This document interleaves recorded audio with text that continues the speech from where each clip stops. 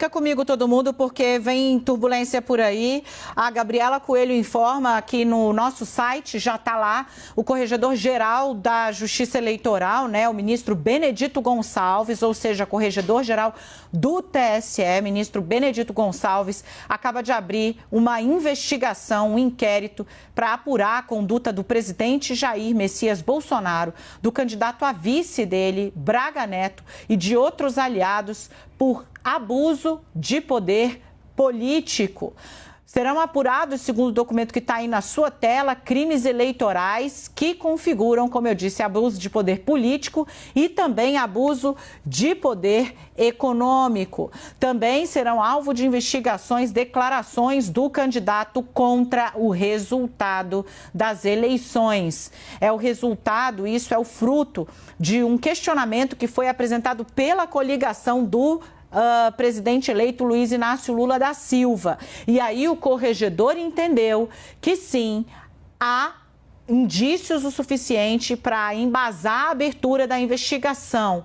Ele manda que todos os investigados se manifestem em até 5 dias para apresentar a sua defesa. O que cobrava ali a coligação de Luiz Inácio Lula da Silva com Geraldo Alckmin também, né? Eles diziam o quê, gente? Eles diziam que Bolsonaro deveria estar sujeito à inelegibilidade por conta dos crimes eleitorais que ele cometeu. Eu vou pedir para o Edu colocar na nossa tela de novo para poder trazer os detalhes da decisão do ministro que foi obtida pela Gabriela Coelho, né? O que diz aqui o ministro? Olha, os fatos narrados se amoldam em tese a uso indevido dos meios de comunicação, abuso do poder político, ou seja, muitas vezes Bolsonaro utilizou a própria EBC e outros órgãos do governo federal para fazer o quê? Disseminar informação falsa sobre o funcionamento das urnas. Olha o que ele diz no primeiro parágrafo, ali em cima. Ó, a conduta descrita, petição inicial, é o pedido da chapa do Lula. Diz respeito, em síntese, ao desenvolvimento de um projeto de poder político eleitoral assentado na descredibilização do sistema eleitoral, das instituições democráticas, tendo por principal ferramenta a difusão, o uso massivo de redes sociais. Narra-se que, ao menos desde o período pós-eleições em 2018 e com intensificação crescente ao longo de 22, os investigados se empenham em difundir notícias falsas a respeito do funcionamento da urna eletrônica, com ataques ao Supremo e ao TSE, com o objetivo de abalar a confiança do eleitorado e como decorrência de um estado de espírito formatado por teorias conspiratórias sobre irreal perseguição do atual presidente da República, atrair apoiadores e mobilizá-los, levando até mesmo para a prática de atos antidemocráticos, até mesmo com o emprego de violência. Gente, isso vem 2 dias depois. Edu, vou pedir para você voltar para a íntegra do papel para eu poder seguir. Isso vem 2 dias depois do quebra-quebra em Brasília. Segue o corregedor do TSE. As imputações envolvem também o desvio de finalidade no exercício das funções do presidente da República e de parlamentares que teriam aproveitado sua enorme capacidade de influência nas redes para ferir a isonomia, a normalidade eleitoral e a legitimidade do pleito. Os fatos, ou seja, né, tudo que está apontado, se amoldam, em tese, ao uso indevido dos meios de comunicação e abuso de poder político, especialmente consideradas as balizas fixadas pelo Tribunal Superior Eleitoral. Vamos para a conclusão. A petição, diz ali, né, o ministro em seguida, conta com gráficos, imagens, links de matérias jornalísticas contendo declarações dos investigados a respeito do sistema eleitoral, das instituições, de ministros do Supremo e do TSE, prints de postagens e lives nas redes sociais, elementos organizados em uma linha do tempo. Também se faz acompanhar por documentos.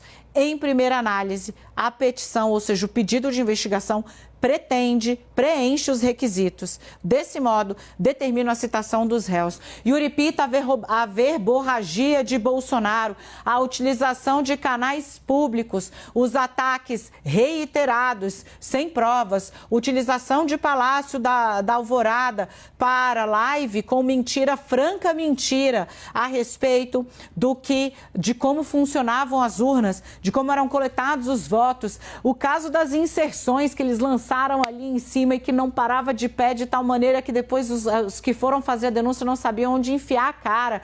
Tudo isso foi juntado pelo PT, depois de vencer as eleições, apresentado ao TSE, que abre uma investigação. E aí, Yuri, a gente precisa juntar 3 lés concrés aqui. O primeiro lé concré é que o ministro Benedito Gonçalves, não é Alexandre de Moraes, viu, gente? É o ministro corregedor, ele é do Superior Tribunal de Justiça e está no STJ. É que o corregedor, o cara que é obrigado por lei, tendo indício, a abrir um processo, é assim que funciona, se ele vai lá e tapa o olho, ele está prevaricando. Esse cara, o corregedor, diz que há incitação a atos antidemocráticos, inclusive com o emprego da violência. 2 dias depois do quebra-quebra, da tentativa de invasão do prédio da Polícia Federal em Brasília.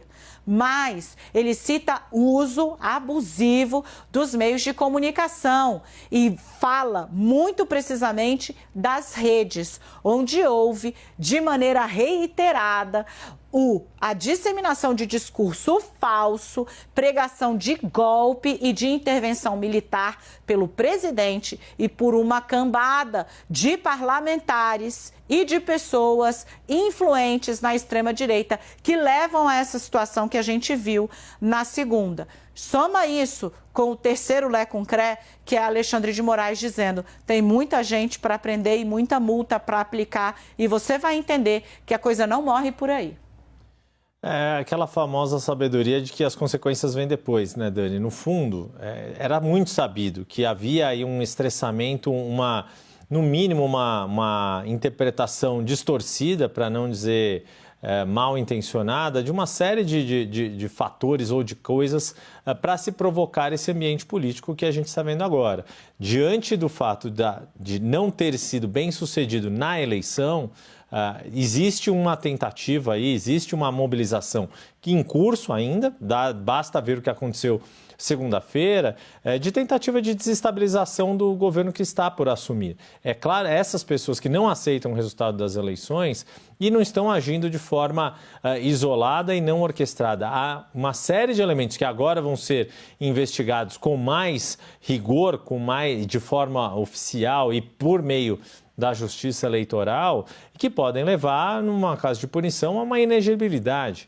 É disso que se trata. Quer dizer, quem fez o que fez tem que saber o que está fez, pagando para ver o que poderia acontecer. Não só na base do discurso, não era mera retórica colocar em dúvida o sistema eleitoral sem elementos fáticos, na forma de distorção de informações, na forma de pegar um inquérito da Polícia Federal que tratava de um assunto e colocar como se tratasse de outro assunto, e toda essa mobilização, porque isso está tendo consequências, inclusive materiais. De novo, basta ver o que aconteceu anteontem em Brasília, quando pessoas vão lá estimuladas por meses, mais de ano de discurso, de questionamento constante das instituições, de acharem que estão de teorias conspiratórias e chegar num ponto, imagina se aquele ônibus pegando fogo, lançado ali do viaduto em direção à avenida que passava por baixo da W3, o que poderia acontecer se aquilo atingisse alguém? É desse nível de gravidade que a gente está falando nesse momento,